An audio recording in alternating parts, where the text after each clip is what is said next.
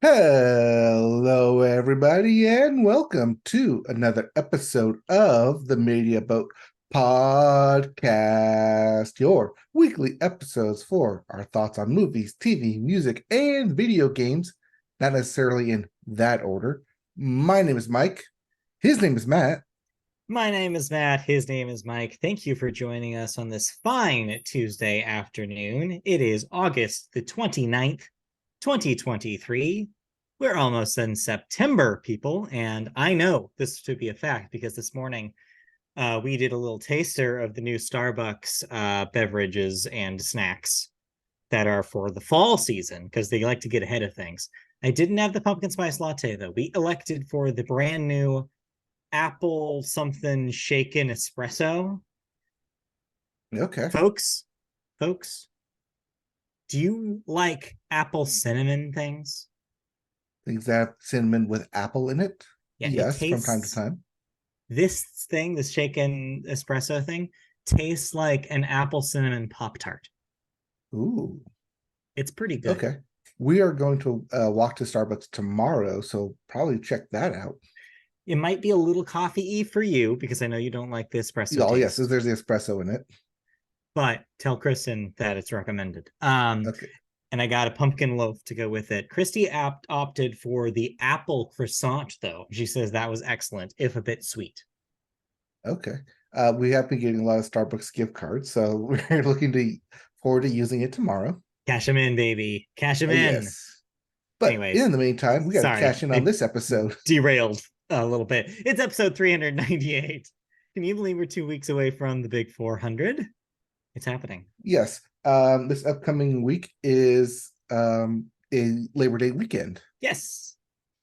So, So yeah, then fall and back to school stuff officially starts officially. So yes. So before we look get to forward to that. all that, and we got to get Yes, wrap up the end of August here, and we we got to do. start with this episode with the music section. Start the music section with the Billboard, and start the Billboard with the Hot 100. And the Indeed. hottest song in the land is Richmond, North of Richmond by Oliver Anthony Music. We'll get to that in a news story in a little bit for Yes. context. At number 2, Fast Car by Luke Combs. At number 3, Last Night by Morgan Wallen. Once again, completing the country trifecta at the top 3 of the Billboard 100. At number 4, Cruel Summer by Taylor Swift, because it is still summer. And rounding out your top 5, Paint the Town Red by Doja Cat. Yep. So, As yeah. for as for your album chart, your Billboard 200, at number 1 is Utopia by Travis Scott. Mm-hmm. At number 2, One Thing at a Time by Morgan Wallen. Coming in at 3, Unreal Unearthed by Hosier. At 4, Barbie, the album by various artists. And rounding out your top 5, Midnights by Taylor Swift. So, just a couple notes. First off, not a whole lot happening in the Hot 100 this week. You have the Doja Cat song entering brand new at number Mhm. 5. Everything else stayed in place last week. A note about the 200. This is pretty much the same, except we have the Hosier. By the way, it's Hosier. I believe you called him Hosier. Yes, Hosier. Hosier making his debut this week at number 3. And then we have a Taylor Swift swap that happened between Speak Now, Taylor's version, and Midnight's. Midnight's returning to the top 5. All right. If you didn't like any of those albums, we have new releases. We do. Starting with Light Is Gone Again, or 2, by Field Medic. Club Romantech by Iconopop. Yes, that Iconopop. Yes, they love it. I see what you did there. Hell Mode, in all caps, by Jeff Rosenstock. Mm-hmm. Relentless by Pretenders. Yes, those Pretenders. Yes, the Pretenders. Everything is Alive by Slow Dive. Rabbit Rabbit by Speedy Ortiz. And lastly, Summer of No Light by the Nat Verall. Or natural with the V in it. I think it's a church's thing, yes. Yes. Um, I'll be listening to the Jeff Rosenstock record, and I'll be listening to the Speedy Ortiz record. So I'll be able to talk about those next week. All right.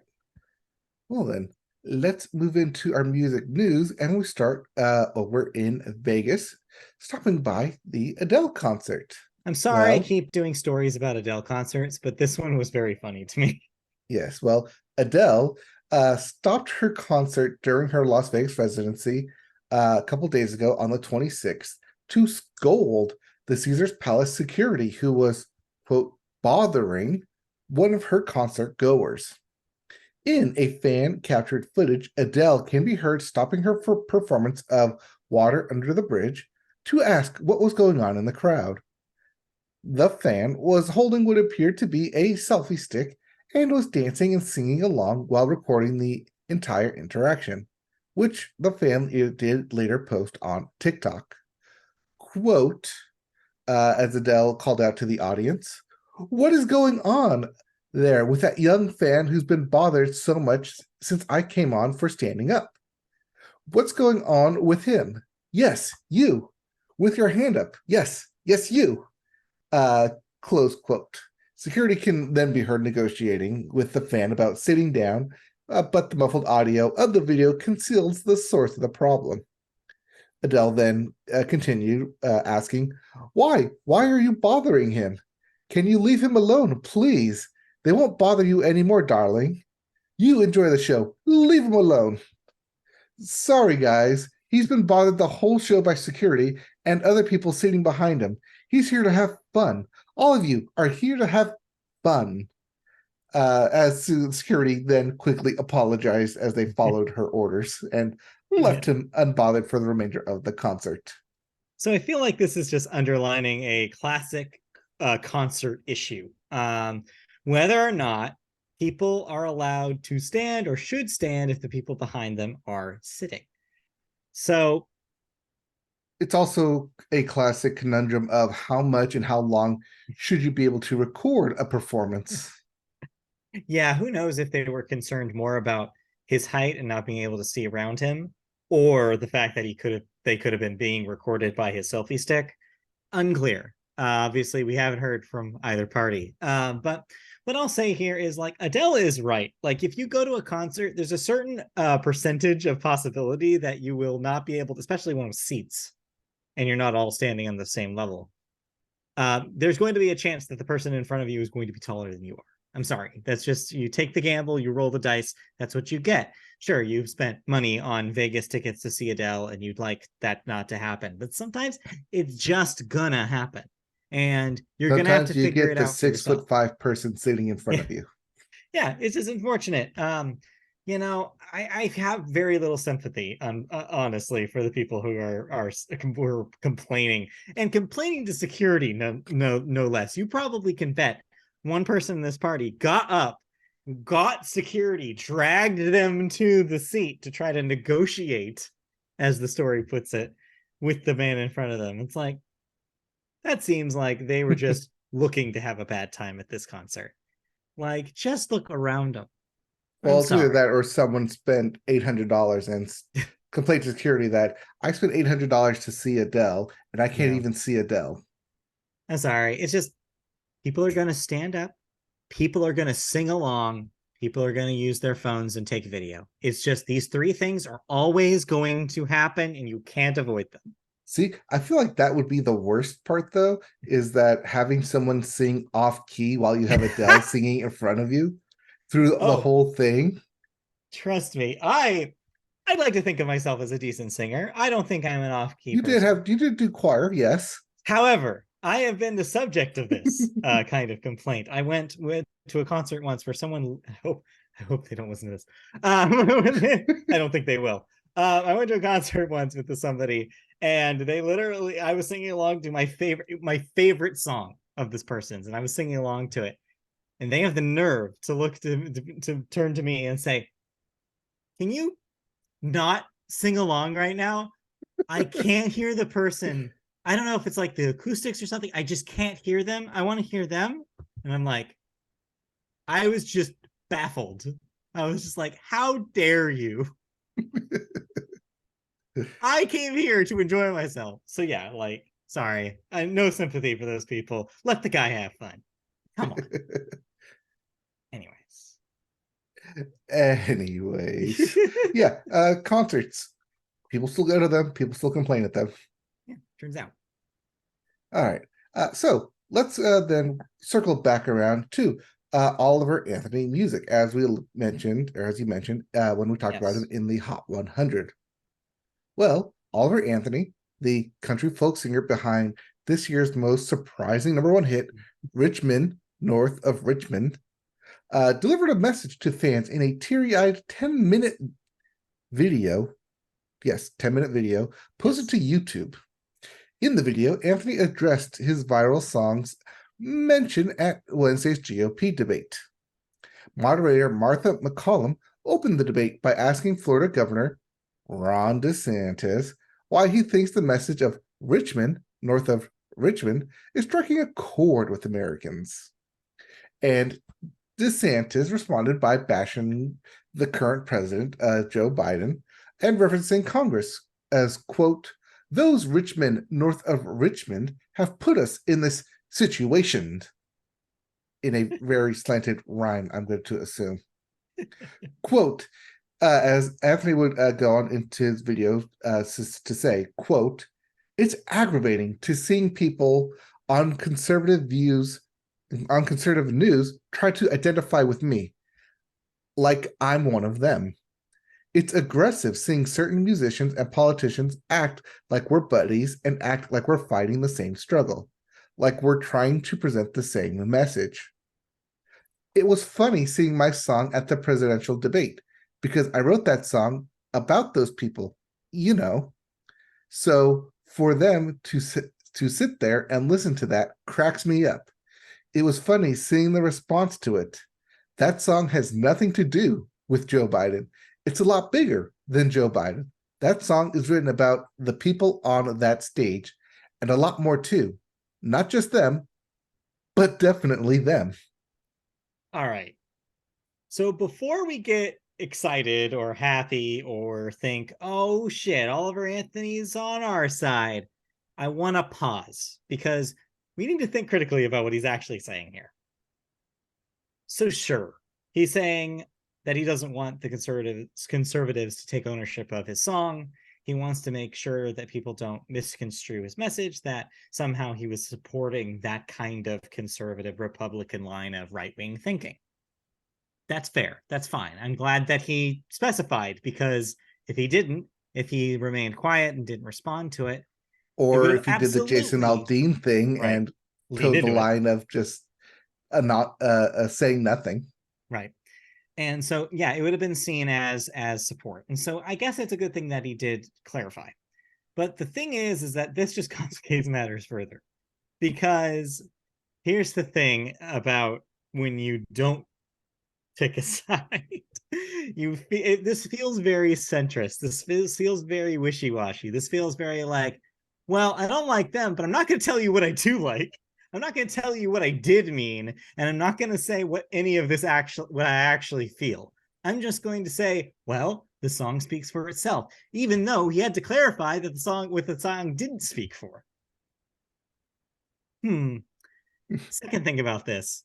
This is still a song that has a line in it that pretty much talks about the classic cliche of the, quote, welfare queen, unquote, which, if you're not familiar, is this, I believe it originates in the 80s, in the Reagan era, in which a lot of right-wing talking points were based on, well, people who are unhealthy abuse the system by continuing their unhealthy habits and taking advantage of, quote, handouts, unquote, or welfare, basically having the government pay for them to continue those bad habits.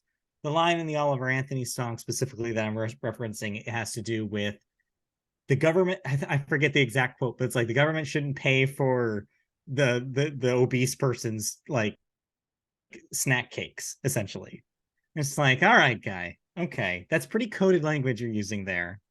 And that does not at all give you a get out of jail free pass just because you're like, well, I don't like Ron DeSantis. It's like, cool. You cannot like Ron DeSantis just like we do, but like you also have to keep in mind you're also being like weirdly judgy about like welfare and like and like fat shaming and like, okay, what are you actually saying then? Like, let's actually boil this down. So I don't know. I don't think in any way does this make him like clean up his image or like benefit him in any way. I think he's just made enemies of everybody at this point. Well, I think it's more. I mean, no, I'm not even gonna say what I think because I haven't even listened to the song. So what I Sure. say doesn't even really matter at this point. I mean, it's So maybe probably I a should best. listen to the song first, So or that's maybe the I thing is, I would shouldn't because it's probably gonna be say, gone. Like I would listen to the song, but if he's coming out and saying this, and it's probably gonna be like gone in a week, and it's now just a blip on the radar. Do I well, need to what I listen was to gonna it? say is I don't recommend it because on top of all the dumb like stuff in it, like lyrically, it's also terrible. It's an awful sounding song. So no, you don't need to listen to it. You can skip it. You're fine. Okay. Anyway. Well, see, this is just one story about someone in the music industry going after someone in the GOP. Because the other one that you don't have here is Eminem issuing a cease and desist letter to Yeah. GOP nominee Vivek, what's his face, Yeah. I to didn't stop include using his was it "Lose Yourself" song. yeah, I didn't include that because those happen a lot. Hmm. And it wouldn't be the first time, I don't believe, for a right-leaning politician using "Lose Yourself" and Eminem having to deal with that. So yeah, I didn't include that because yeah, of course, because of course they think they can get away with it. But Does this make Eminem the new Twisted Sister? I mean, Because say they what keep you using the same thing. yeah, I mean, say what you will about Eminem. I don't agree with him on a lot of things, but at least he's like pretty fast with that kind of thing. He's like, absolutely not. No, you don't. Well, yeah, he spits like 300 words a minute. Of course, he's fast. Yes, very funny. Yes, All right. So, did you end up listening to Rat Boys? I did. So the new Ratboys record, The Window, was out this week. If you're not familiar with Ratboys, if you like alt country slash indie rock, if you like combination of alt country and indie rock, you will love Ratboys. They're a band that's been around for a while, almost a decade at this point, and they keep putting out consistently great records. This one is different for a couple of reasons. One, they say that it's their most collaborative recording process ever. They were in the same room a lot for this one, which was rare for their previous recordings. And you can tell there's like a sense of togetherness and a sense of like more like they were in, you can tell that they're in a room together kind of vibe. And then also it got some help by a relatively big name. It's produced by Chris Walla, who is a member of Death Cab for Cutie and is now not a member anymore, but he is an active producer now. And so he helped them out and it really refined their sound. I think it's their best record yet. It sounds great. The production is pretty amazing. There's a variety of different things happening here. There's some lo-fi rock here. There's some classic like folkish country vibes. There's something for everybody here. It's great. It's fantastic. Easily one of my favorites of the year so far. I even recommend that you should give it a try and see what you think of it. I think it's their most accessible record, but not in a bad way, not in like a like this is worse way. I think it's a good bridge for somebody who's already used to like a country sound. Speaking of the record, we'll talk about it in a moment. It's not that far off from that kind of thing, is what I'm saying. A lot of it, you might be pleasantly surprised. Maybe I will have time to check it out. Speaking of that country album you mentioned, yes, Turnpike Troubadours issued out a new album called A Cat in the Rain, which by any instance, you should not pick up a cat in the rain. Nor should you put your cat out in the rain. They don't No, usually no, like it. no, I should do that either. But yes, Turnpike Troubadours with their third official album is a country bluegrass style of music. Definitely not in the mainstream, definitely more of the uh, hard guitars, fiddles, banjos, harmonicas, lots of harmonicas, especially in this one.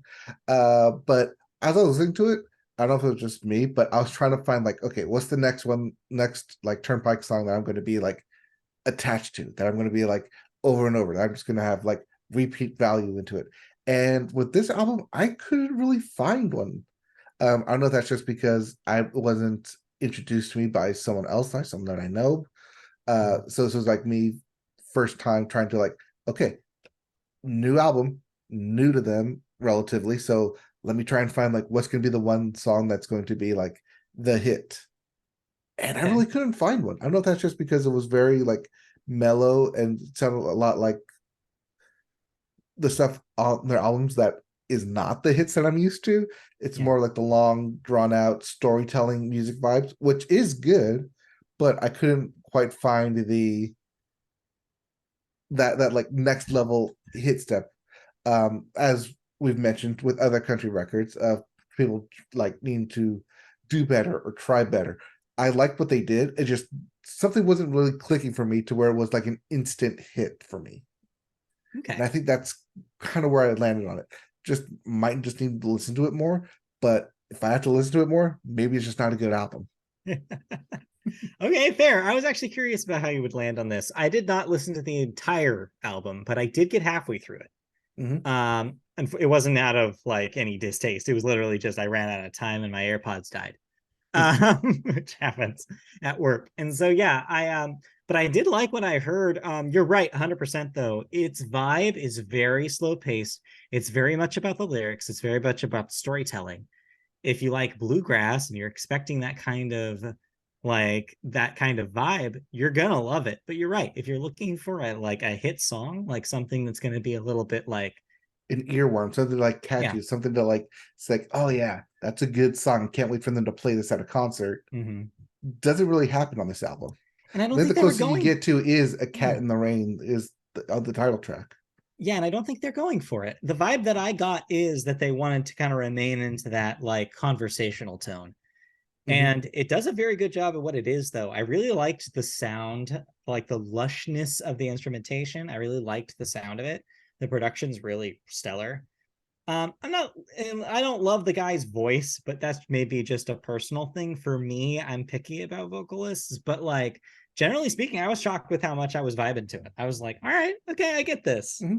Like, I get it. It reminded me a lot of like that kind of mid 2000s like bluegrass revival that we had for a brief moment. I don't know if you recall this, but there was a moment in maybe not mid 2000s, like early 2000s, where the bluegrass had another moment. It was around the time that Oh Brother Where Art Thou came out. Oh yeah, Remember the the soundtrack Conan. to that Yep, was the Conan huge. brothers. It was huge soundtrack, like, and it kind of brought back bluegrass into the imagination. And suddenly I was flashed back to there. Like, oh shoot. Whereas like Alison Krauss and Union Station was like winning every Grammy in the world. And like even like the Dixie Chicks on Fly had a bluegrass song on it. And or even the third album Home in 2000, I want to say 2000, 2001. It was a bluegrass album, but they tried to make it mainstream. And like there was a moment, and I feel like this reminded me of that moment. They're trying to single-handedly bring back that vibe. And you know what? Good on them. But yeah, you're right. I don't know if it 100% works. It probably really depends on the mindset you're bringing to it. But I feel like if you know what you're getting into and you want to just like open up a cold beer and like sit back and listen to this thing, you're probably gonna have a blast. Yeah, it may not be a singles like kind of like hit that I'm trying to look for. It Mm-hmm. may just be a full album, like kind of relax, listen to it over and over as a full album to get the whole concept. Yeah. But yeah, I mean, mileage may vary. Yeah. I think it's fair. All All right. right. Listen to anything else? I did have on here something else, but I didn't get around to it. Fair enough. Yep.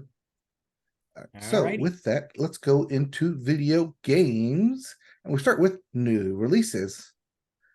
Starting with Agatha Christie, Hercule Poirot, the London case for everything. You got it. You can play it. Murder mystery game, I'm going to Yeah. assume. I believe so. Yes. It's been a while since I played one of those. That sounds all Uh, right. we also have Goodbye Volcano High for the Yes. PS4, PS5, and the PC. That is out today. I have purchased it. I have it. And after this podcast, after I eat dinner, I'll be streaming it. All right. So stay tuned. If well, you won't hear this because this isn't live, but stay tuned on to our Twitter account. I will tweet when I'll be live later with some Goodbye Volcano High from the start. And I'll be recording that hopefully so that way I can, because the Twitch app lets you do that. Yes. I'll be recording those locally so that I can post those onto the website as well. All right. We also have Samba de Amigo, Party Central for the Switch. I think this was the revival of Viva Pinata, right? No, Samba de Amigo? Samba de Amigo is its own franchise. It is known for having the Maraca controllers. Right. It was originally an arcade game that then had a Dreamcast port that a lot of people talked about in the era. I want to also say there were Maraca controllers made for the GameCube, and the Wii version you just did with the Wiimote and the nunchuck. But yes, this is a Switch reboot of sorts for Samba de Amigo. No maracas though. You're doing it with Joy-Cons. I mean, hopefully someone will make a maraca style Joy-Con. That'd be cute. They should do that. There's also Sea of Stars for everything. If you got it, you can play it. I've heard good things about this. It seems like a really good traditional kind of vibe, traditional RPG vibe. I've seen some good reviews. Is this the one that's like was it Genshin Impact? I don't know if it's a Genshin Impact kind of thing. I thought it was more traditional, kind of a turn-based kind of thing. Okay. I thought there was one of them that was like of that kind of same vibe coming out soon. There's also Under the Waves for everything but the Switch. Daymare, 1944 dash Sandcastle for everything but the Switch. Sandcastle. Norn 9, Last Era for the Switch. Somerville for the PS4 and PS5. Taito Milestones 2 for the Switch. Trine 5, A Clockwork Conspiracy for everything. You got it. You can play it. It's another one of those Trine games. I forgot about Trine till just now. And then there's also Mega Man X Dive Offline for the PC. And lastly, yet another AAA big story game coming out this week, Starfield, the deluxe version for the Xbox Series X and the PC. I'm going to assume that this is the early access deluxe version. So yes, Starfield, you can play this if you bought the deluxe version ahead of time. So that means that if you're waiting for Game Pass, sorry, you have to wait until Tuesday with the rest of everybody else. So I won't be able to talk about Starfield probably prior to the well, actually maybe if I'm able to get some of Starfield in before we record on Tuesday night, I can maybe talk about early impressions. But I won't be able to have hands on until Tuesday. All right. Yep. So that's Starfield. That's on Game Pass. Yep. The following week. Yeah, Tuesday. All right. Yep. Next Tuesday. Okay. But if we're gonna play Starfield, I hope you finished up the previous game that you've been playing. Let's see here. Was it if you were playing Legend of Zelda? If you were playing Diablo 4. Diablo 4. If you were playing Final Fantasy 16, or if you're playing now, Baldur's Gate 3. But if you have an Xbox, you probably weren't playing Baldur's Gate 3, but you might be before the end of the year. Because Baldur's Gate 3 will be coming to Xbox this year, despite fears by developer Larian that it would have to be pushed back to next year, 2024. As Larian founder and CEO Suev Vintic posted on Twitter, or X, formerly known as X, or formerly known as Twitter, whichever way they want to go today, who cares? That a solution has been found that would allow the game to be released on Xbox Series X and S this year. Quote, super happy to confirm that after meeting Phil Spencer yesterday, we've found a solution that allows us to bring Baldur's Gate 3 to Xbox players this year still, something we've been working towards for quite some time. All improvements will be there with split screen co-op on Series X. Series S will not feature split screen co-op, but will also include cross-save progression between Steam and Xbox Series. So yeah. get your Baldur's Gate on. So yeah, as the story implies, the reason why they had said that the Xbox game version of the game would be pushed into next year was because of that split screen co-op mode. They could not figure out how to get it running on the Series S. And Microsoft, at least according to what we had all believed prior to the story, has a stipulation that in order to make sure that there's parity between the Xbox Series X and S versions, they have to have the exact same modes. Mm-hmm. You aren't allowed to have a mode that's in one that's not in the other. And so Larian saw this and said, well, we can't figure it out. So we don't have a timetable for when we can. So we have to push this out. Obviously, a story like that comes out and Phil Spencer's going to want to tackle it. That's just the kind of guy he is. So I bet he called them up and was like, all right, let's sit down. Let's talk about solutions. And it looks like either one of two things has probably happened here. One, Microsoft is waiving this requirement just for Baldur's Gate to make sure they have another system seller for the year. Or this might be a permanent change into how they do their parity rules between the two consoles.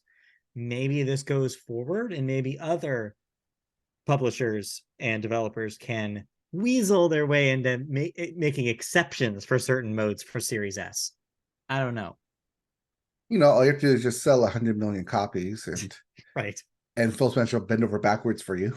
I mean, he sees how popular and how much in the zeitgeist this game is. Of course, it's a no-brainer that he'd want to do what he can to get the game on his system as soon as possible, or sooner than later, at least. Well, he also wants you to play Baldur's Gate 3 and then go back to playing Starfield on the Xbox.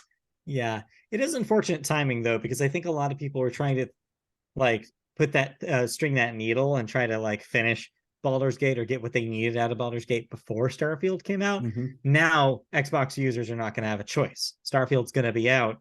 It's going to absorb their life, presumably. We don't know how that game is. It's not out yet. As much as people on the internet today would want you to believe that it's already out and they've already made a decision, no one has played it except for press. So be careful who you're listening to out there. Anyway, so yeah, it's weird timing and unfortunate timing for a game that's going to be a time sink on top of games that are already a time sink. Like you said, this year has been nothing but time sinks. There are a lot of multiple hour. You didn't even mention Armored Core 6. Oh yeah, that came out. Another game that came out this week that is going to occupy people's time. So yeah, I don't know how people are going to navigate it, but here's another one. But you got to get all that done before Super Mario Wonder comes out later this year. Yes, note about that. Today, hours before we went live, Nintendo confirmed that there will be a Nintendo Direct in September, I believe September 12th, that will have more detail. Or no, it wasn't even September. I think it was Thursday or something. It might be this week. That'll just September be about 1st. Maybe, I don't know. Let's double check that. But yeah, it's either the Thursday or Friday. But yeah, it will give us more details and new footage of Super Mario Brothers Wonder in anticipation of its release a month from now. 9/23. Okay, the 23rd. Wait. So wait, nope. Wait, nope. On the 31st. It's this Thursday. Yeah. So this Thursday morning, 31st. So maybe by next week, on next week's show, we'll have some more details for Super Mario Wonder, as the direct will be on Thursday morning. So there you go. So look forward to more details of that. Yep, and then we'll talk about that next week. But first, we need to talk about something that you're going to be excited about. Hey, it's a new PlayStation Portable. Wait, Portable. Yes, portable. It's trying to. Yes, even in the dock, it's trying to get me to change it to portable. Yeah. Well, tell me about the PlayStation Portal. Well, Sony has announced more details on its remote play handheld device, which has officially been named PlayStation Portal. Formerly known as Project Q, the device looks like a DualSense controller with an 8-inch LCD screen in the middle of it. According to Sony, the screen is capable of 1080p resolution at 60 frames per second. The PlayStation Portal will cost $199.99 when it launches later this year. But while it looks like a traditional gaming handheld system, it seemingly can only stream games from the PS5 console. Quote, PlayStation Portal is the perfect device for gamers in households where they might need to share their living room TV or simply want to play PS5 games in another room of the house. PlayStation Portal will connect remotely to your PS5 over Wi-Fi, so you'll be able to swiftly jump from playing on your PS5 to your PlayStation Portal. PlayStation Portal can play supported games that are installed on your PS5 console and use the DualSense controller. So, yes, this is not a standalone console. This is not an additional console. This is an accessory, a $200 accessory to your $600 console so you can play in another part of your house. So, yeah. Okay. It's not too dissimilar to what Nintendo was doing with the Wii U, at least on face, right? The idea Yes. with the Wii U is you could swap between handheld mode and the dock mode, and you could play. Even the Switch allows you to Yeah. switch between a handheld mode and a docked mode. But the thing about this thing is you're right. There's a limitation that comes from only being a streaming device in your home. You can't take it anywhere. If you take it outside of Wi-Fi range of your PlayStation 5, it is literally useless. It does nothing. It is designed to only do one thing, which is stream from your PS5. So yes, you have to have a PS5 for this to work. This does nothing without it. And two, you can't leave Wi-Fi or else it does nothing. Like, it is such a specific use case that they describe. Oh, when someone wants to watch TV, shoot it to the portal. When you want to go into the next room, shoot it to the portal. Yeah, but how often is that a thing that you do? You're a perfect example of this. Do you think that this is worth $200 for you to occasionally decide to use? I don't think it's designed for me specifically. I mean, yes, would I enjoy it because we do have a single TV?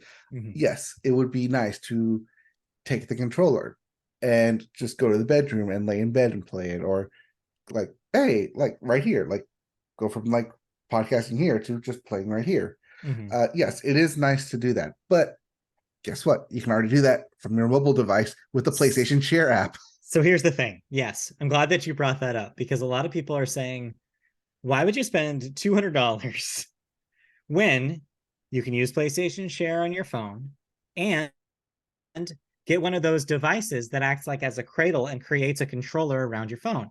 The one that I always see recommended is the Backbone. I just checked. Target has those for $99, half the price of the PlayStation Portal. So you can save $100 and just get a Backbone for either your phone or, better yet, for iPads. They make them for iPads. The iPad mini is also an 8-inch screen.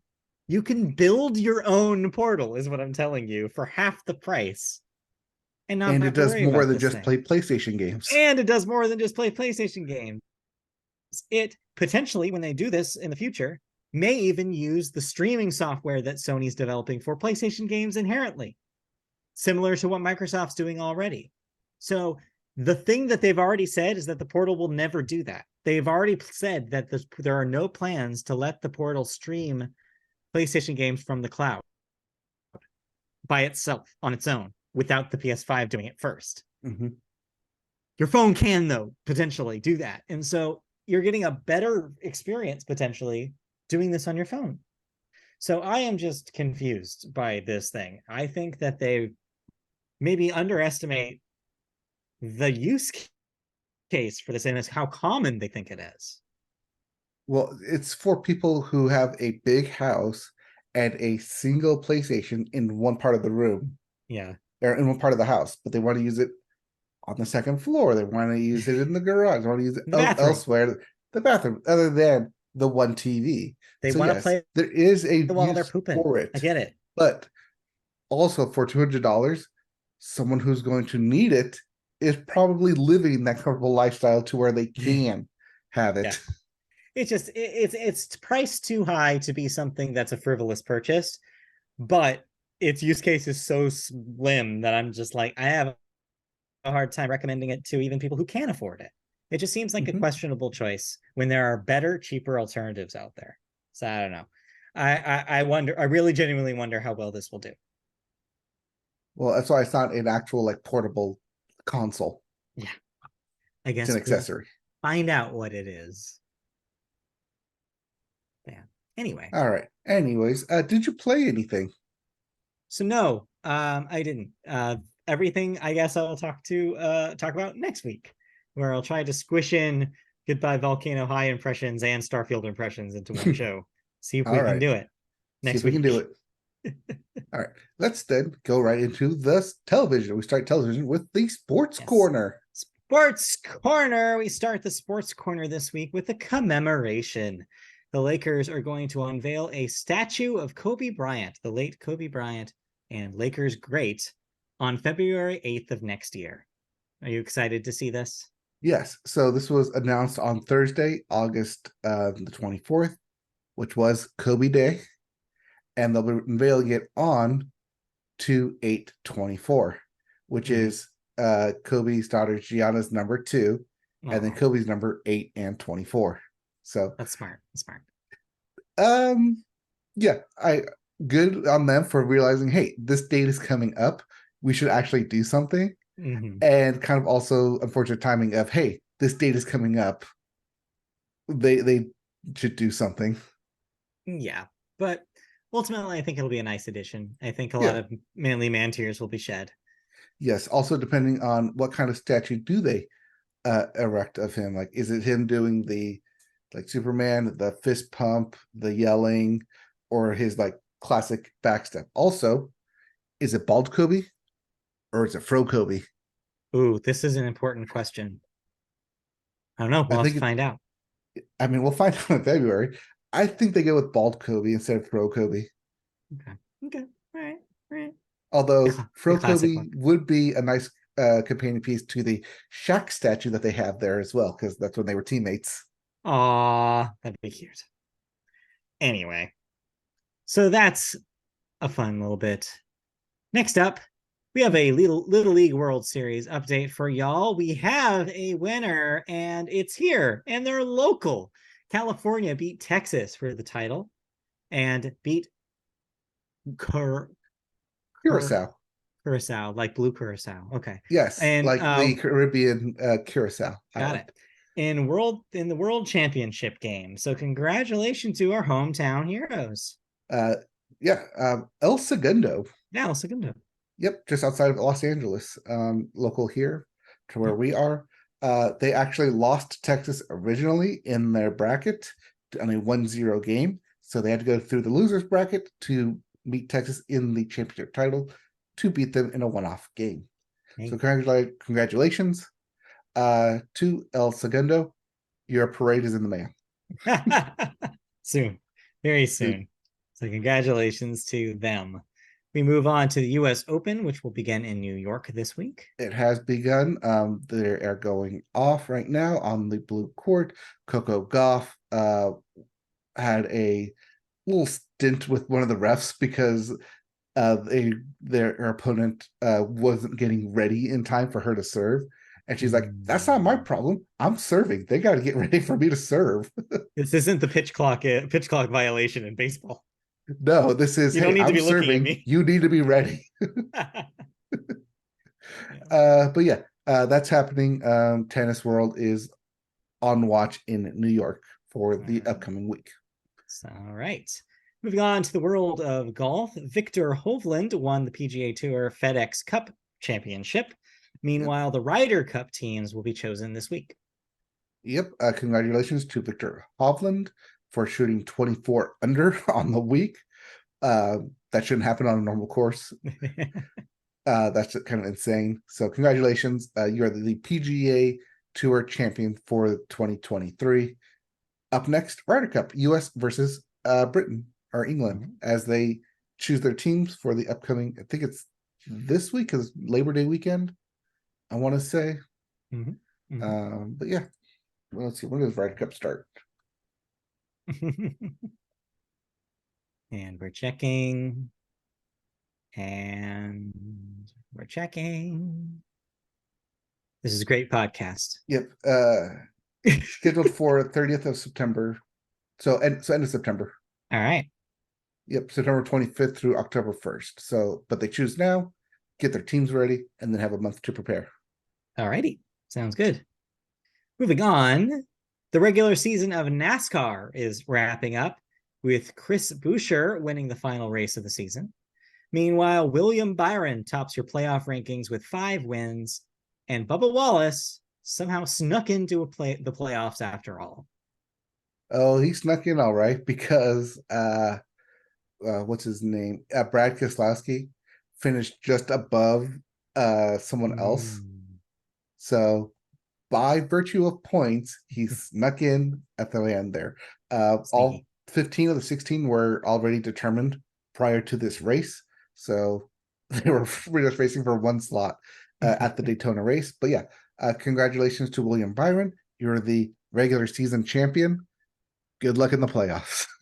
Also, let's just talk about how weird poet name that William Byron is. Yes. Like, Bill Byron. William Byron. Bill Byron. Like, tell me about your ode to the oval. Ode to the roval. Ode to the roval. Anyway, well, we'll see how that works out. Meanwhile, football season keeps creeping closer.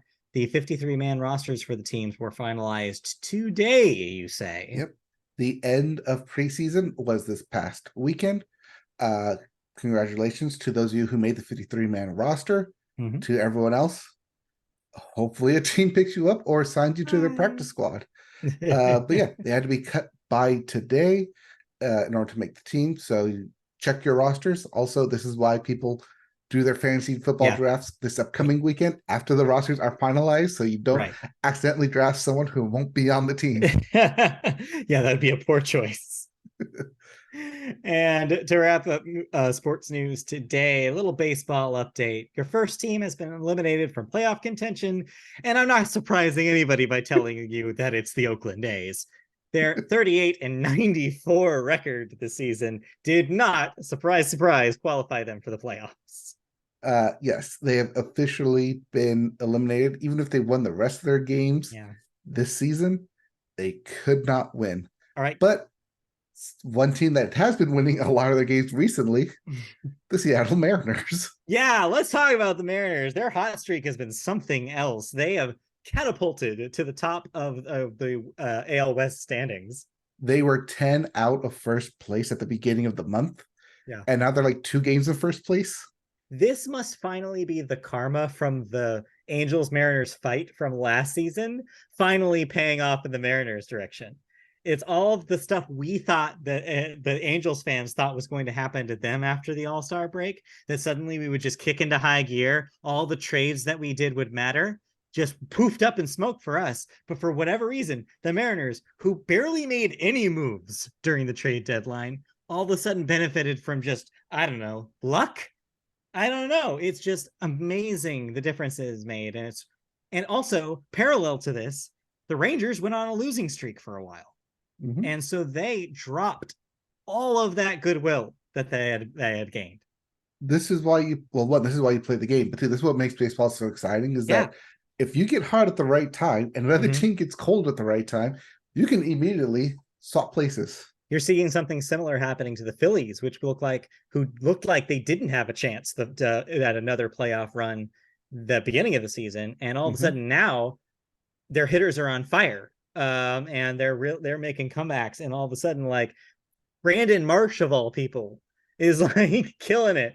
Like, we saw Michael Lorenzen do a no hitter. Like, things are happening with the Phillies out of nowhere again, and they could make a run for it again. Meanwhile, in Otani watch, Yeah. he has been relegated to no longer pitch for the rest of the season. Yeah, this could be a sports story by itself, but I guess there were other things that are important to talk about in television this week that we couldn't talk about it. But yes, the biggest news I would say in sports this past week was Otani. So he had been reported for a couple of games with arm fatigue, and he got pulled from his pitching appearances because of it. He started a game this past week, was pulled after an inning and a half, I believe. Um, Yep. and it turns out that despite reports of arm fatigue, once tests were actually done, it ended up being a torn UCL. So, yes, you're correct. According to team representatives, he will not be pitching for the rest of the season as he recovers. I don't believe it has been made public or not whether he intends on getting a second Tommy John surgery. Well, our resident doctor has indicated that anybody who gets 2 UCL Yeah. tears pretty much does not come back to pitch Yeah. again. Yeah. So it complicates a couple of things. One, it complicates the rest of his season with the Angels. It means that their 6-man rotation obviously has to change with Otani not being able to pitch. He is opting to remain a hitter. He will continue hitting for the team, presumably until the end of the season. He hasn't shown any indication of stopping that. It also complicates his free agency. Will teams want to pay the exorbitant millions of dollars that they wanted to pay for who now appears to be a single like a single role player as opposed to a dual role player? Will they think that the hitter Otani is worth as much as pitching and hitting Otani? That's the question. You mean the batting champion Otani, the home run chasing Yes. Otani? Is he Oh worth yeah. all the money? Don't get me wrong. It's important that we do remind people, if you take out his pitching this season, he is still the home run leader in the league. And he is still the one of the, if not the best hitter on the Angels. Like, he is still a stellar baseball player, designated hitter or not. And that's the thing, is another thing your doctor so cleverly mentioned is that he's flexible too. He's played positions like on the field as well. He's not necessarily just a DH. He could be put into a different role as a position player if need be. Whether that happens on the Angels or whether that happens in a future contract with another team is still a question mark. We don't know. Right. What we do know is that his career as a starting pitcher Yeah, is pretty much over. it's in Note that I jeopardy. mentioned starting pitcher. Yes, He yes. could be a relief and a closer still. They just need to limit his pitch count with the UCL Tommy John surgery. Mhm. Yeah, Second surgery. yeah, I think the Otani question now becomes a lot more complicated than it did before. I think that's true. And it's going to have an impact on the next season of baseball, kind of no matter what happens. If the Angels end up ponying up the money to do it, which it sounds like they might, judging on some breaking news that we got via text message about 30 minutes ago. Mm-hmm.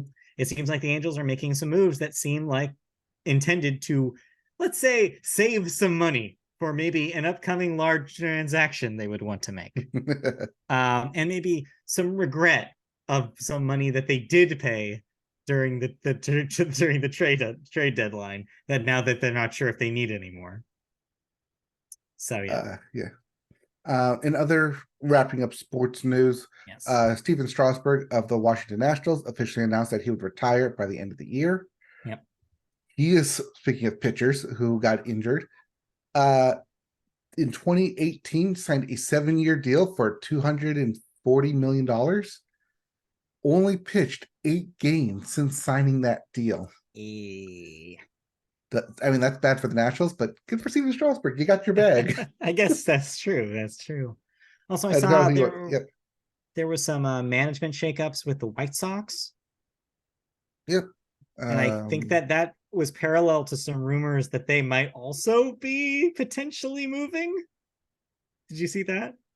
No, the White Yeah, Sox. there were some rumblings this past week about the White Sox possibly doing a team move. So we'll see. Considering moving from the South Side. Okay. Yeah, makes you think. Move to Nashville? Could you imagine? I mean, I think you call them the White Sox, though. What would you call them? The Nashville Sounders. I think that's a thing. No, that's the Seattle Sounders that you're thinking Yeah, of. I was gonna say, I think people would be upset if you use Sounders. Anyways, well, we'll figure that out when that happens, if that Hey, happens. want to put money on it? No, I do not. I do not want Okay. to put money on that. That's too volatile. Anyway, we'll give you more news as it happens. Nothing's official there, but like anything else in sports before we move on. Um. Oh, lastly, we've talked about NASCAR at the season ending. Kyle Busch, one of the last Buschers to be in NASCAR, officially announced he would be retiring at the end of the season, now that the season is over. So one last person to boo as they go around the track. Well, congratulations. Yes, congratulations. We'll see you in the announcer booth where your brother is. All right. We move on from sports then into sports, as our first story in television this week is a sports related story. ESPN has signed a deal with the devil. I mean, a licensing deal with Penn Entertainment to create something called ESPN Bet, which, yes, everyone in the world saw this coming a mile away. A sports book for audiences in the United States. Penn will rebrand its current sports book to ESPN Bet later this fall in the 16 states where it is licensed to do so. Thankfully, not here in California.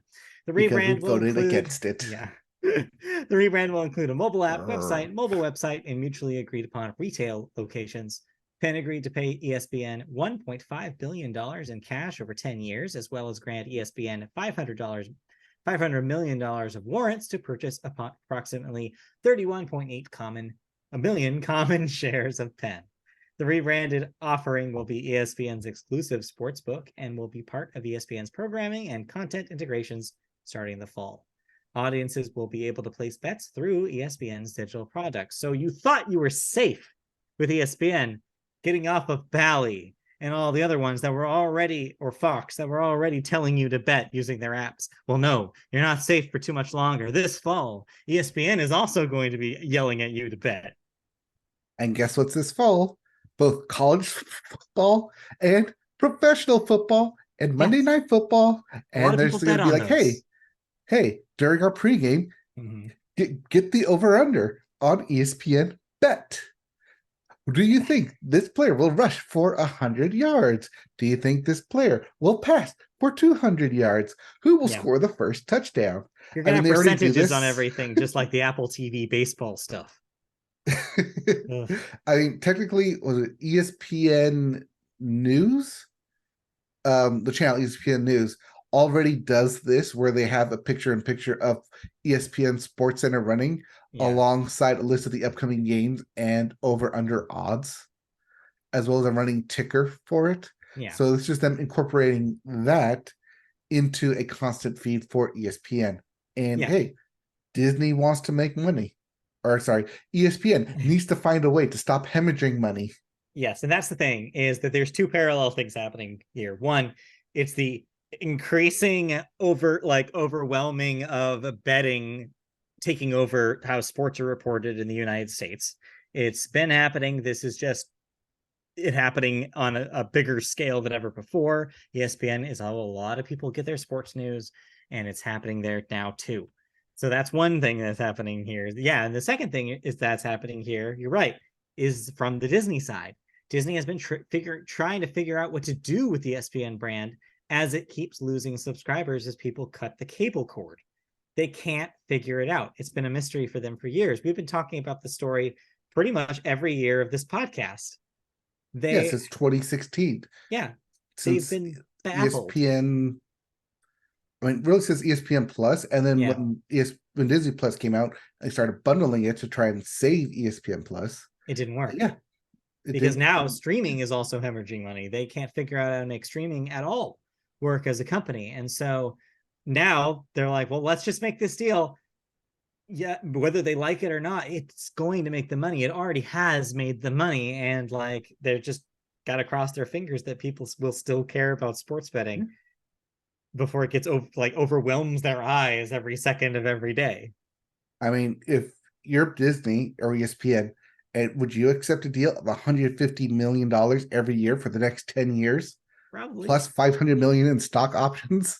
Yes, but at what at what cause though? Like if this the thing is that I mean we had this conversation last year in video games with stuff like Genshin Impact and loot boxes, is like there are just going to be people who are genuinely hurt by this. Like there are people with addictive tendencies that if they keep getting hit with reminders that betting exists every time they sit down to watch football, it's going to drive some people crazy. And that is the risk nobody's talking about here. It's making these companies money, but what effect does this have on people who watch sports? Or even the players, like you're betting on players, but the players can't bet on themselves. Looking at you, Calvin Ridley, who was suspended for a full season because of this. Oh yes, especially in football. We had those stories last year with football players getting caught for betting on their own games. And it's just like, this is a problem. You know, Pete Rose is turning over in his bed right now at all the betting that's being going on right now. I bet he can't even watch this shit anymore because he just thinks about it. Like it's just is like, oh, thanks for reminding me. Man ahead of his time. Yeah, seriously. Anyway, so yeah, it's a complicated story that just is annoying in a lot of ways, and it's going to continue being annoying. Anyway. But yeah, as mentioned, be on the lookout for advertisements for ESPN Bet coming to a sports show near you. Yes, like it or not. Speaking of like it or not, you may be missing some pizzazz in your late nights lately, as the late night shows cannot air because the writers are on strike. Well, you're probably wondering what those hosts are doing with their free time. Well, guess what? They figured it out. They're going to make a podcast. Stephen Colbert, that's our turf. I know, right? I mean, I went off on this already pre-pod. I got it out of my system, so I wouldn't do it here. But yeah, Stephen Colbert, Jimmy Fallon, Jimmy Kimmel, Seth Meyers, and John Oliver are joining together to launch a limited podcast series about their experiences navigating the writers and actors strikes. The group, who were some of the first to down tools. I don't know. Yeah, put their pens down. I guess so. That's such a weird way of putting that. When the WGA called it strike in early May, are launching Strike Force 5 on Spotify. That's the name of the podcast. The proceeds from the show, which launches on August 30th and is sponsored by Mint Mobile and Diageo, whatever that is, will go to out-of-work late-night staff from their shows. The series will run for at least 12 weeks, with all hosts participating in each episode and rotating who leads the conversation. All right, so cool. So you want to know what Diageo is? Yeah, tell me, what's Diageo? It's alcohol. Sponsoring kind of brands like Guinness, Bally's, and Johnny Walker, to name a few. Got it. So will they be burst? Like if they just somehow, if Jimmy, it's Fallon. Who am I kidding? If Fallon shows like that he's drinking some alcohol, it's probably going to be one of those brands. Yes. On one of these podcasts. Got it. Anyway, I think it's cool that the proceeds to this are going to the out of work writers. That's cool. Can't fault them on that. But man, am I tired of famous people doing podcasts. Come on. Like you could do literally anything else. You don't need to be on a podcast. Like Conan O'Brien out here pretending that he invented the podcast format and he's winning all these like awards for it. Like, dude, where were you in 2006? You weren't doing a podcast. You weren't. I know. Also, anyway. to only do a podcast for 12 weeks. I know. 12 episodes. 12 episodes. Like, we're going to do 12 episodes and that's it. Try 52 every year. Plus specials. Hey, when you hit 400, then you can come talk to me. Yeah, come talk to us. Anyway, I honestly think this might be interesting. There's a lot of these people are funny people. Like I would listen to John Oliver talk to Seth Meyers. I don't know if that's happened in the past, but I would be interested in what they would talk about. I like both of those people.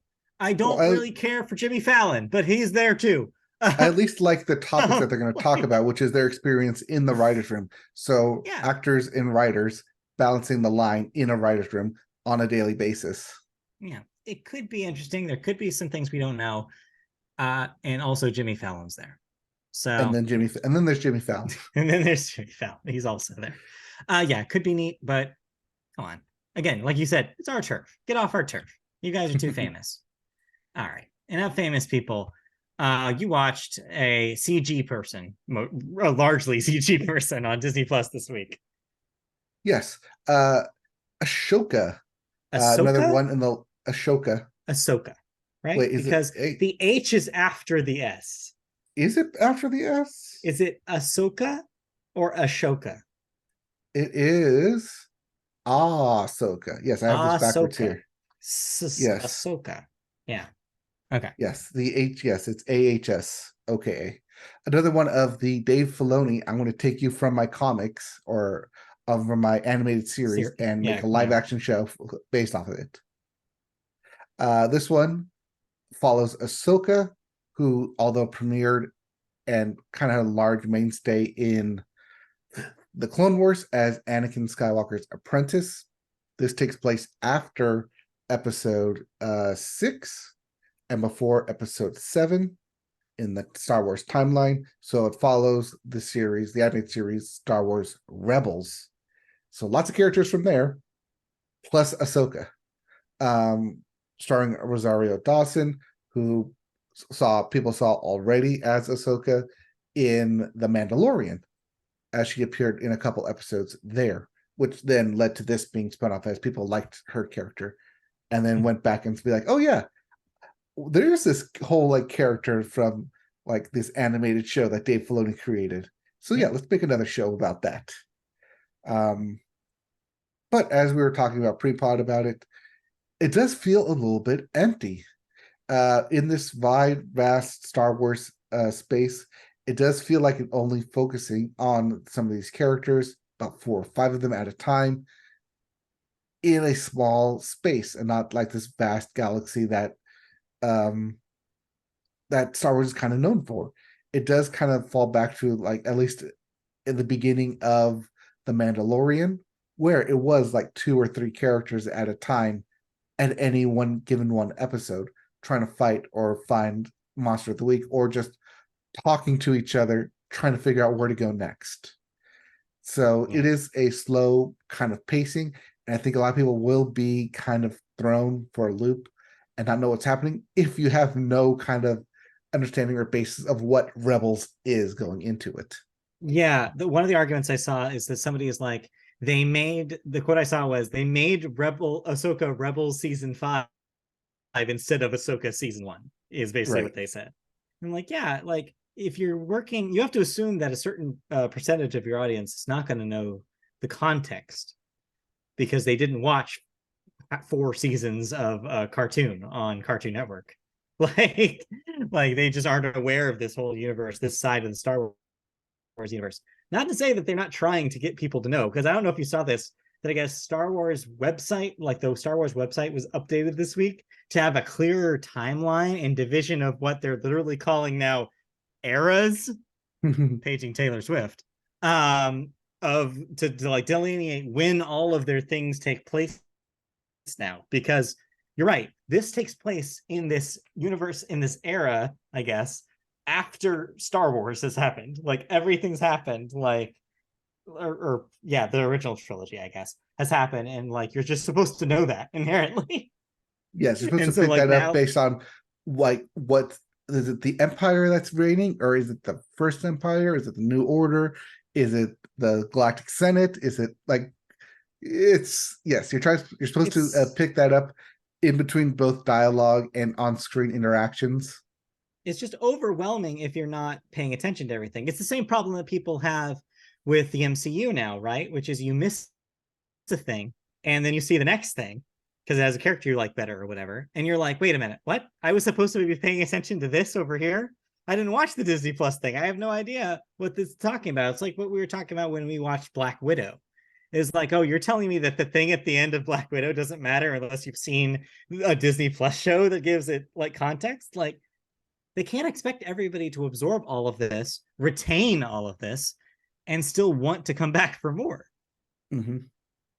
Yeah, I don't know. It's a weird choice. I mean, it'll be interesting to see where it goes, but it's a treasure hunt, and I fear it's gonna do the thing that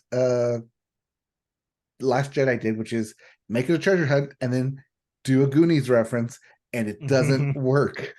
I guess we'll find out. One compliment I have to give to Ahsoka, though, is that at least on the surface, finally a Star Wars thing with women, and a lot of them. Oh, I noticed that Your too. lead character, your lead character is a woman. The first person she talks to is a woman. The third person she talks to is a woman, and the other focus of the first episode at least seems to be a woman. It's like, oh my god, there's women, and they're cool, and they're doing cool things, and then they have the opportunity to do cool things. If anything, that by itself is compelling, but the pacing, like you said, is just so slow. When are they going to do more cool things? I like the cool thing where what's your name's on like the speed bike and she's doing cool speed bike things. That was cool. More of that.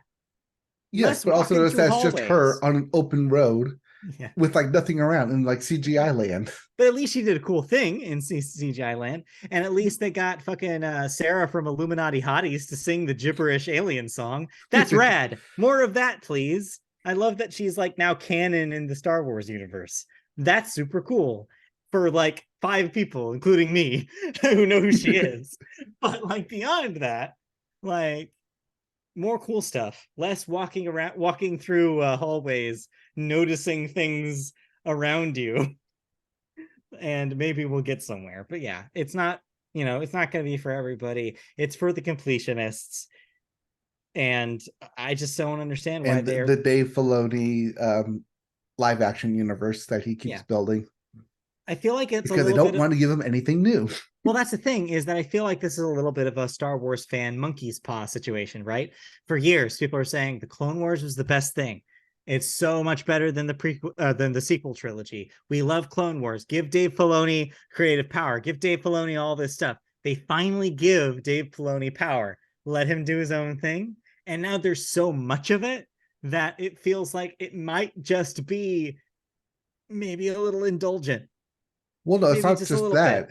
It's just that the things that he does doesn't affect the overall story of Star Wars. Yeah. It's spinning Like its wheels a little bit. like with the Mandalorian, like yes, it's great that there's this whole like inner story between the original and the sequel, but does it affect anything in the sequel? Does it enhance anything? That's one thing this Clone Wars did, is that it made it like actually enhanced the Yeah. effect that it was an actual war. It wasn't just, Yeah. oh, Clone Wars of someone saying the Clone Wars has begun, and then you cut to the end of the Clone Wars in Right. uh Revenge of the Sith. Yeah. It recontextualized those prequels in a way for a lot of people, is what I've heard. It made those characters that were kind of one dimensional in the films 3-dimensional and gave the reasons to care about their plight. It made Anakin, from what I can tell, a likable person, which the movies do not pull off. And so, yeah, like I get why he's earned this reputation as somebody, but you're right. If he is not given that opportunity to do something that actually recontextualizes something in the larger canon, it feels like he's spinning his wheels. It feels like he's spinning his wheels with like what a lot of people are like. It seems like he's just writing fan fiction at this point. He has to color within the lines and Yeah. cannot draw new lines on his own. Yeah. Which is the larger Disney problem right now. You Yes. see people talking about that with even stuff they own, like The Simpsons or with the MCU. It's like their restrictions are so restrictive, you can't have a lot of the creativity that you used to have. But anyway, we're going too long on Now we're this. spinning our own wheels Yeah. here. So let's move on. Anything else we watched this week? uh no. Okay. Still watch more Futurama. Oh, I did watch one thing on CBS. What's it called? I think it's called Superfan. Was it called Superfan on CBS? Okay. Yes, Superfan on CBS. Fan. Hosted uh by, oh god, what's his name? Um the the football guy. Okay. Uh what's his name? I don't know. Okay. He does the like the Nickelodeon like football thing. Why can't I think of his name? I even tried to Blanking. find it. It's not like popping up. Nate Burleson. There it is. Nate Burleson. Okay, Yeah, because he's was on Good Morning Football and did CBS shows and does CBS football and Nickelodeon football. got it. So yeah, he's hosting this thing called Superfan, where it takes four super fans of an artist, most of it's I think musical artists, and then ask them random questions about it, and then you get more points. And it's weird because like the whole like goal of it is like be the super fan, so you get like a one-on-one experience with the artists. But at the end of the show, the artist puts on a show for everyone anyways. So it's like congratulations on like knowing your like random trivia. So Yeah, it's this weird, especially like since we don't have writers, thin line of like calling it a game show while also having a celebrity who's not actually a part of it. yeah. Like they're Huh. there, they perform, they like answer the questions because like they ask the questions to the contestants, and then they ask the artist. Like they had a like LL Cool J on there, so they asked him and like Gloria Stefan, and like, hey, like, okay, so what's your answer? Does it match their answer? Yes or no? But Huh. it's weird. It's really stretching out. There's also two co-hosts, Dave Burleson, and then like a separate co-host who sits on the couch and is like, oh, you got eliminated, but you're still a fan, right? Like there he is. Like he's right over there. Like you can go say hi to him after the show. It's super weird, but also like Yeah. just shows you like the kind of stretch and kind of like lows that network television is trying to do to um make content. Yeah. Speaking of which, I had my own experience of that this week. We wrapped up the Bachelorette this week, which Okay. ended. I'm not going to talk about it. Don't worry about it. But one of the things that they announced is that there are two next two Bachelorette spinoffs or Bachelor spinoff series. The one that already exists, Bachelor in Paradise, and the new one they're launching this season, The Golden Bachelor, which I don't know if you've seen the pitch for this. Right. It's a The old guy. 70-year-old bachelor are going to be premiering the same night. They expect people to watch both of those at the same time? I mean, NBC expects people to watch 3 hours of Chicago on Wednesdays. It's like we're finally I feel like we're finally seeing the effects of the strike now. All of the networks are desperate right now. They're all trying to figure out like how many game shows do we have? Do we have more game shows? Do we need more game shows? I feel like they're safe in content through the fall, but come out of the Super Bowl, come February, what are you going to have on TV? Yeah, I don't know what they're gonna do. I guess we'll find out.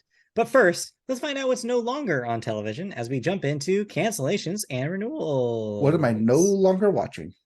You're no longer watching a Doogie Kamealoha MD as it's been canceled after 2 seasons on Disney Tier, Plus.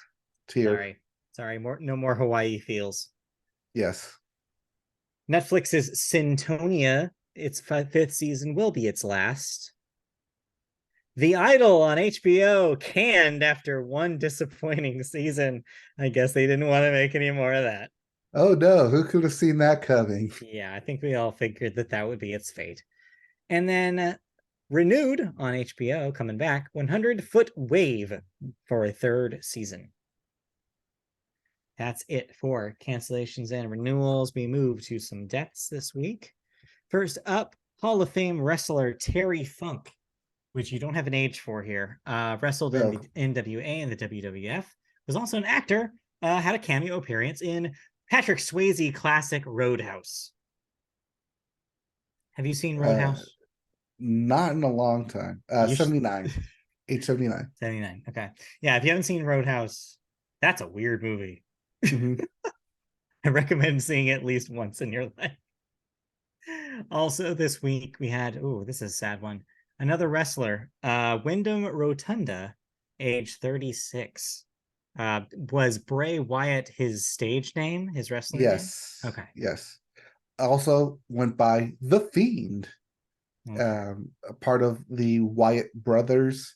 But outside of that, Wyatt brothers, Rotunda William Rotunda was himself a legacy act of a previous Rotunda as well. Ah, I see. Okay. So So yeah, that one was a surprise, and that one was a sudden and shocking loss. yeah, I was going to say, I saw a lot 36. of wrestling people say that he was an up and comer who had a lot of really exciting moments lately. And it was shocking to see, like, oh, I guess, okay, that's just not going to happen anymore. That's Mhm. so sad. But yeah. Moving on from there, then we had two rough ones for people who like to watch things in syndication home from school. First up, Arlene Sorkin, age 67, actress, was in soap opera Days of Our Lives, and also something called Duet. But most people will remember her as the original voice of Harley Quinn on Batman the Animated Series.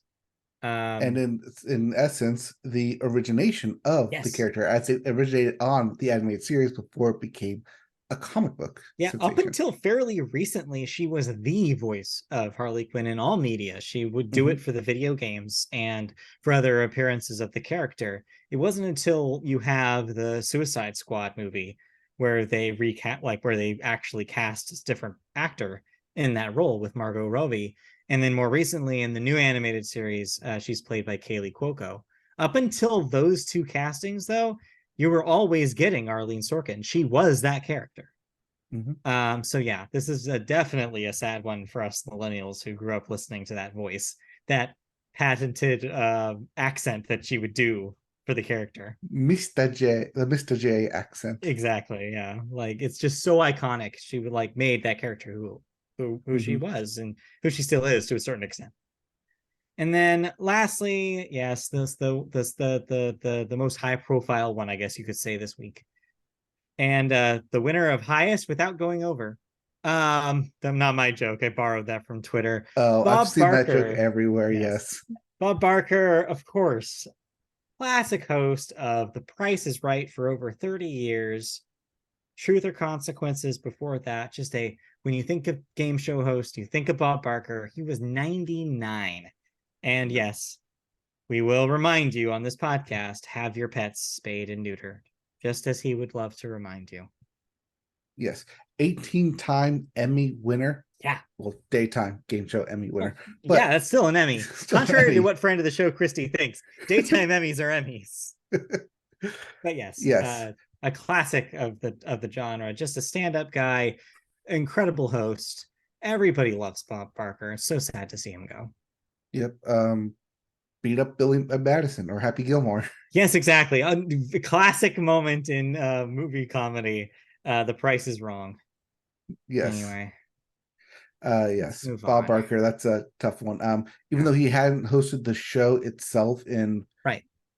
7 2000 years. 2007 was when Drew Carey took over. So it's 2007 or yeah, 17? 2007, believe it or not. Oh, Yeah, it's been a while. yeah. So that's been 15 years then. 15 years, just about. All Yep. right. He will be missed. Moving on to the last segment of the show, movies. And we always start the movie section with the weekend box office numbers. Big shocker. Barbie finally fell to number 2 because your number 1 movie, Gran Turismo, which with only $17 million. So no one's on movies this week, but if they did see a movie, they saw it and cared about Gran Turismo. If you didn't already see it on your PlayStation as it was available for the previous 2 weeks. Yes, but yes, Barbie dropping down to number 2 at 15 million this week. That's going to make 600 million domestic, though. That's That will be guaranteed. next week. Yep. Number 3, Blue Beetle with another $12 million. That's at 45. That's it. Just 45. Oppenheimer is your number 4, another $8 million. That's at a cool 300 mil right now. Yay, across the 300 mil. Yep. Number 5, rounding out your top 5, Teenage Mutant Ninja Turtles Mutant Mayhem with $7.2 million. That crossed 100. Hey, you were worried it wasn't going to cross 100. It did it. Yeah, surprised me. Yep. Congratulations to them.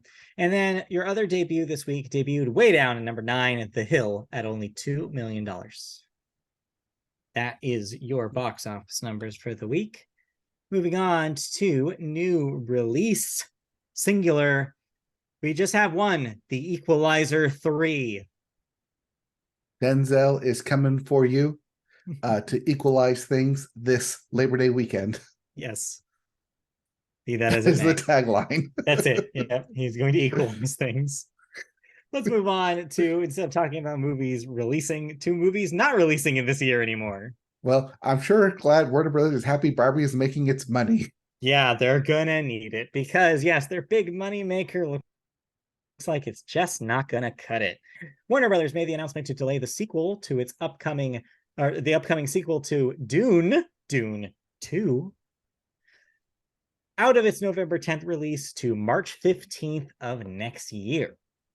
Legendary Entertainment co-produced Dune Part 2 with Warner Brothers Film Group, and both parties had to agree on a new release date. As part of this shift, Godzilla X Kong: The New Empire, which was previously dated for March 14th, is getting pushed back 1 month to April 12th.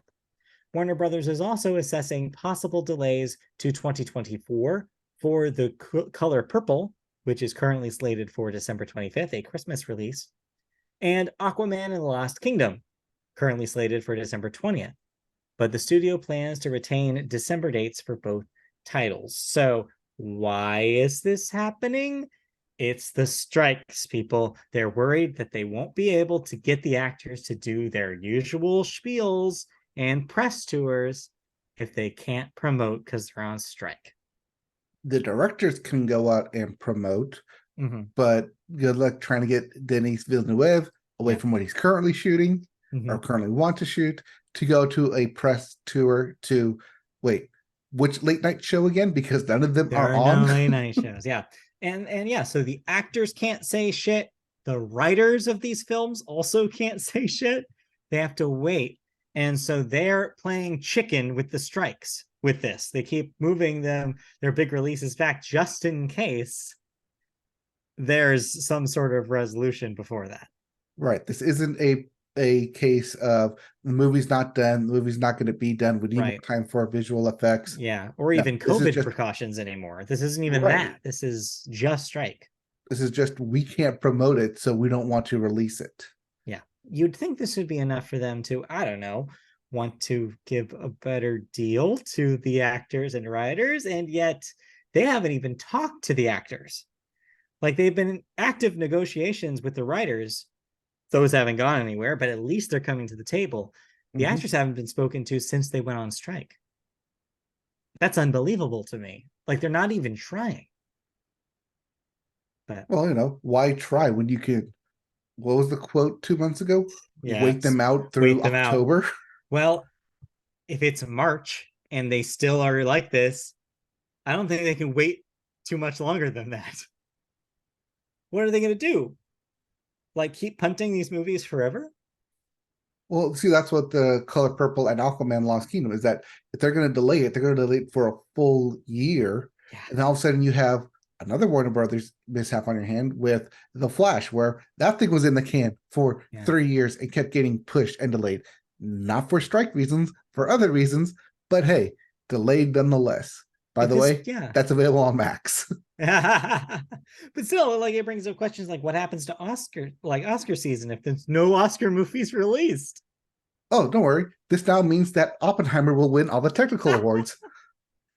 And Barbie will win Best Picture.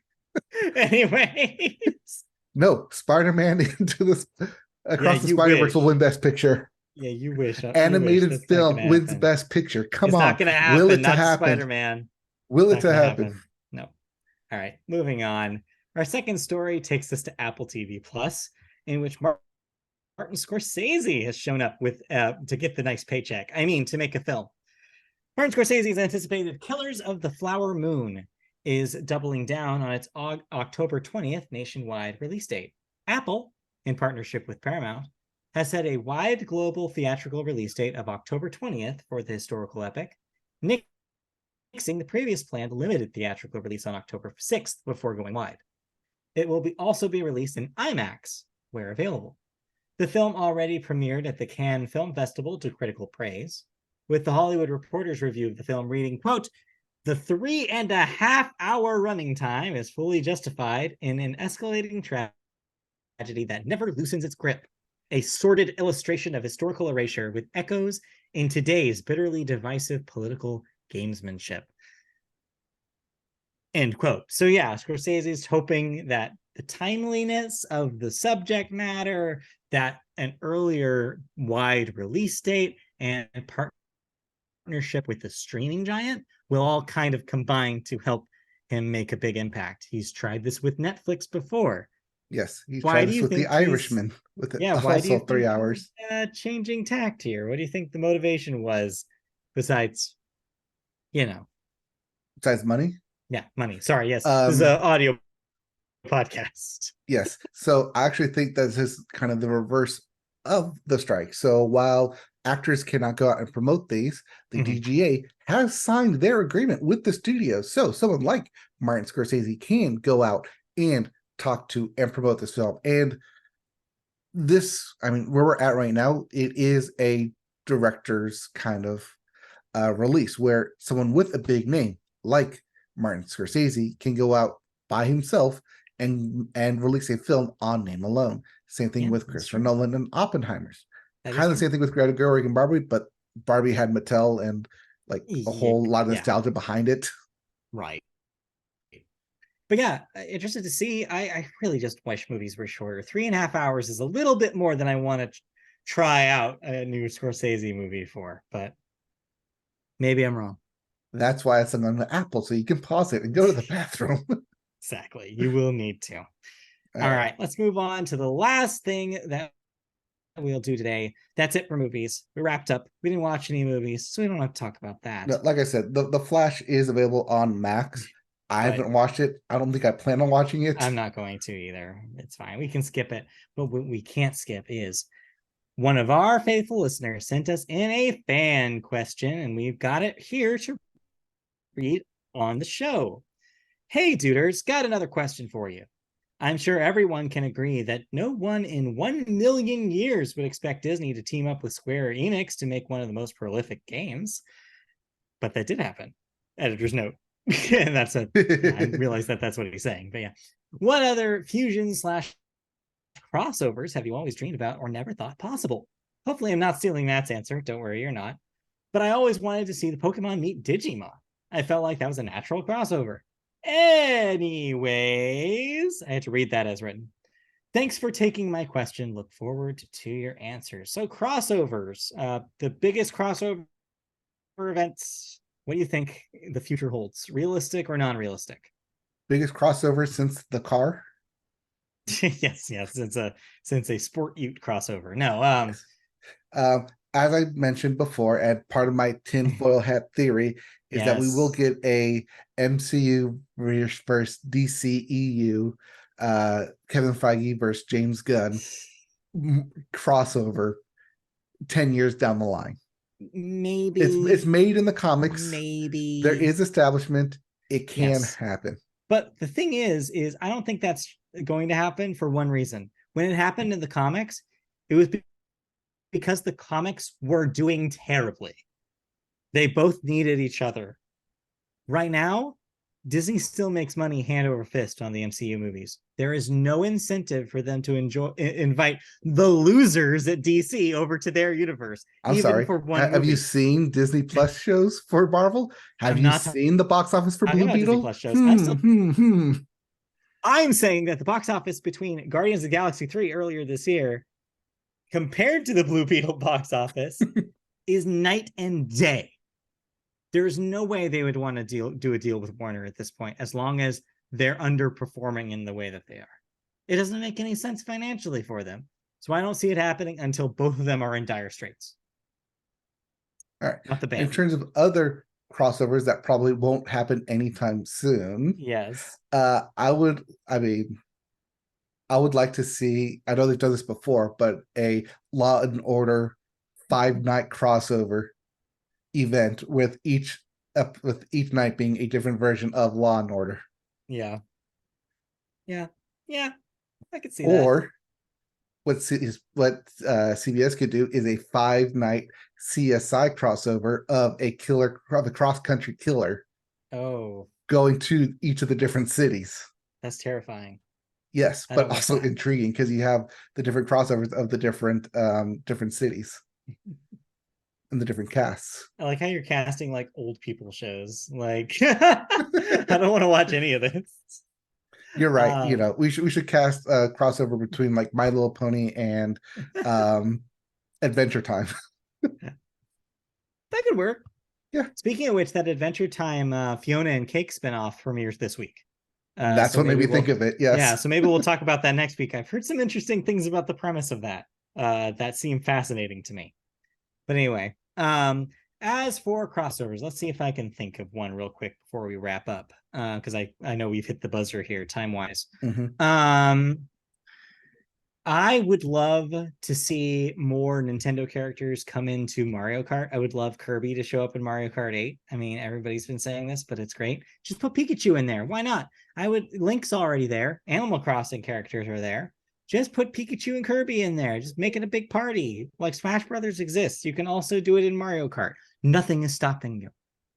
I would also love, wouldn't it be the weirdest thing in the world if Naughty Dog finally just combined all of their franchises, where it'd be like fucking Ellie hanging out with Nathan Drake, hanging out with Jack and Dexter. Could you imagine?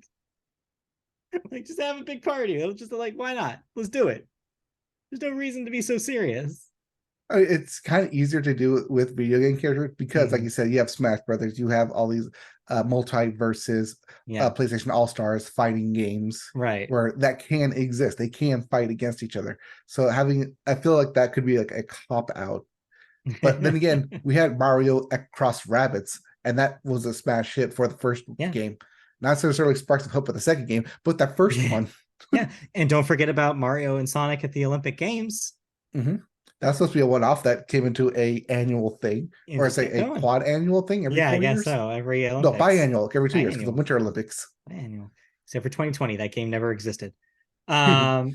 Like, yeah, like there's so many options. Video games, you're right, are a little easier because there's so much fantastical elements involved. I mean, as for like movies or TV, like, I mean, I would be interested in seeing like Disney do something more interesting with Star Wars, like have it cross over with something else. Like, I feel like they should have more fun with Star Wars and stop treating it so boringly, you know? Can we have a Star Wars film where it's a cross between Friday the 13th? Ooh, Star Wars horror movie would be good.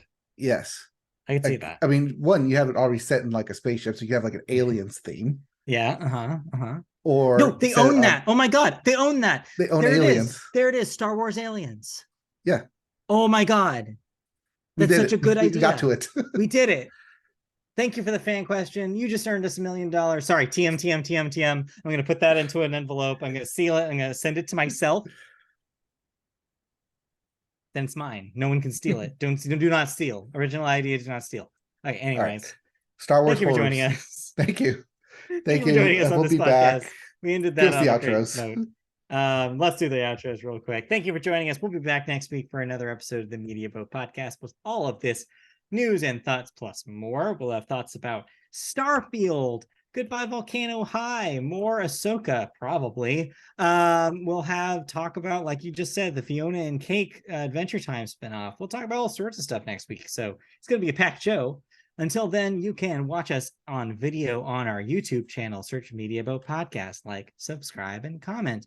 You can also find us in audio form on podcast services like iHeartRadio, Spotify, Apple Podcasts, Google Play, wherever you find podcasts, search Media Boat Podcast. You can find us on social media on the artist formerly known as Twitter. We're at Media Boat Cast. Facebook, search Media Boat Podcast. Twitch.tv/Media Boat. Tune in right after this to see, give or take about 10 to 20 minutes, to start some Goodbye Volcano High. I'll be on stream tonight, so check it out at Twitch.tv/Media Boat. Check that out. And we're also on MediaBoatPodcast.com. And if you want to ask us a question that we'll read on the show, email us at MediaBoatPodcast@gmail.com. And that'll do it. Thank you for joining us this week. We'll be back next time. We'll be back next week with more news, more thoughts, more of us. Like you said, we got more stuff lined up already. All Yep. right, Look forward bye. to it.